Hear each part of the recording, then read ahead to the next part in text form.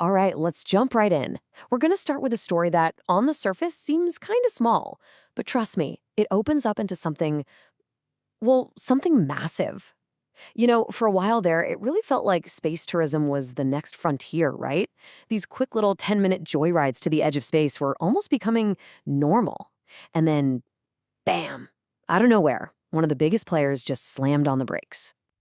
Yeah, so let's really unpack this. This quote from the Times of India just nails that feeling of, wait, what just happened? I mean, think about it. They flew 98 people. We're talking Jeff Bezos, William Shatner. These incredible, high-profile flights were all over the news. And then, just like that, Blue Origin announces a 2-year pause. So that whole dream of space travel becoming accessible, well, for now it's on ice.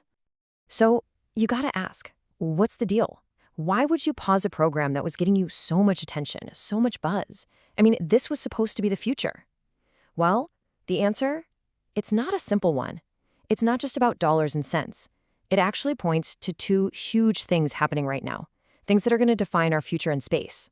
We're talking about a brand new space race and a hidden environmental crisis literally floating right over our heads.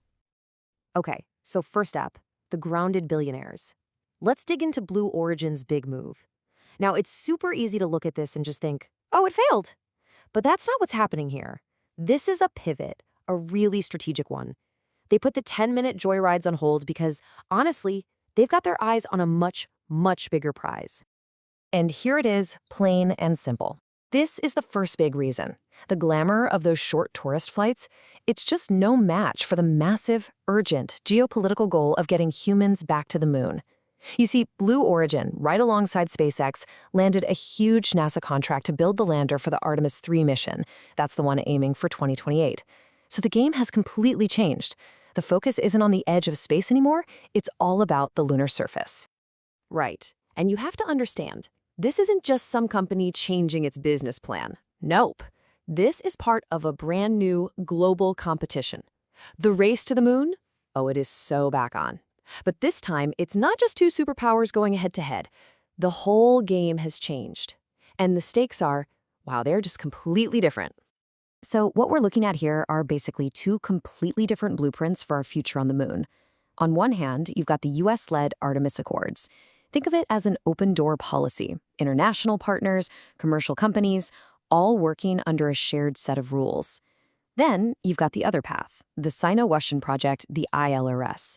This is way more of a closed shop. It's state-controlled, centrally directed, with a hand-picked list of partners, and crucially, it blends civil and military goals. And let me be super clear about this. This is not just about planting a flag and taking a picture. No way. This is a race to write the rule book for how humanity is going to live and work on another planet. We're talking about who decides who can mine for resources, like that precious water ice at the lunar poles, who controls the high ground, who sets up the first lunar economy.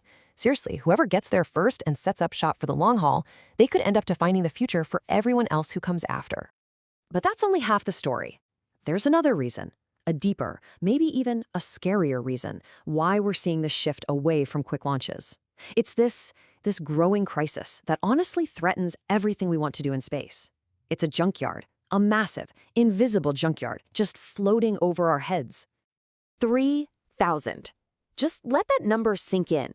That's how many inactive satellites are just dead, tumbling around up there. And that's on top of the 2,000 or so that are still working. But here's the crazy part. That's not even the real problem.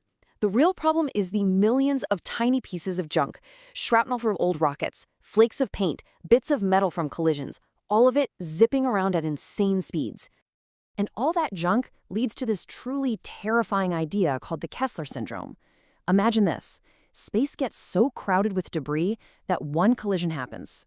That one collision creates a massive cloud of new, smaller junk. That cloud then causes more collisions, which creates even more junk. You see where this is going? It's a chain reaction, a runaway cascade that could clutter up low Earth orbit so badly that it becomes a no-go zone. We could literally trap ourselves on Earth for generations. So you have to wonder, how did we let this happen? Why are we treating our front porch to the universe like a landfill? Well, the problem, fundamentally, is that our rulebook for space is ancient. It's a set of laws from a bygone era written for a world that just doesn't exist anymore. This timeline really tells the whole story. Look at this, 1967. That's when the main law for space, the Outer Space Treaty, was signed.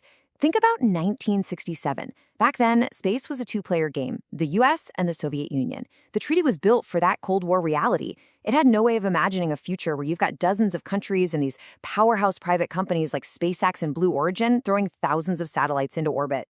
And this is the heart of the problem, right here. That treaty, it has zero teeth when it comes to protecting the space environment. It doesn't even call space junk pollution, and it has no clue what to do with private companies. It basically says, hey countries, you police yourselves. It's a system that is just fundamentally broken for the busy, commercial, 21st century space that we live in now. Okay, so it sounds pretty bad, right?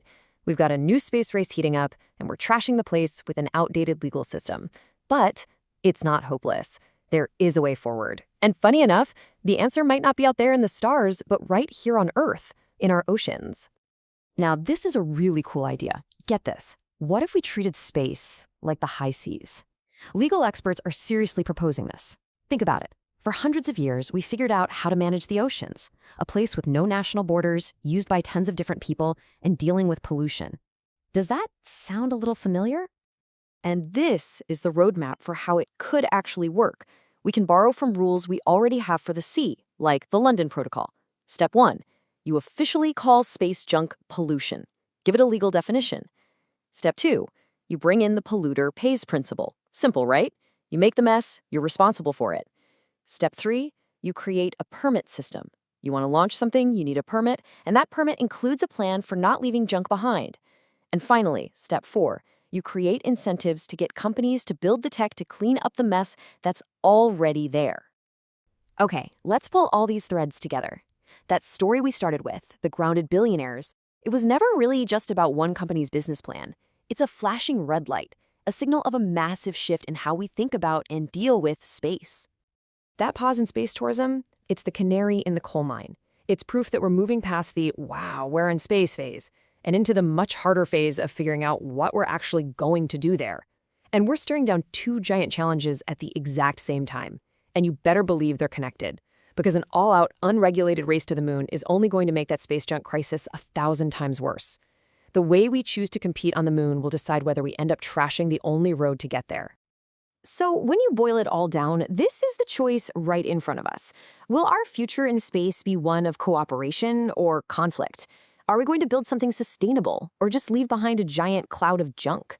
The choices we make, like right now in this next decade, about the moon, about debris, about the laws we write, they're going to echo for centuries. Those grounded tourist rockets, they're a quiet little reminder that before we rush off to become a multiplanetary species, we kind of have to figure out what kind of species we're going to be when we arrive.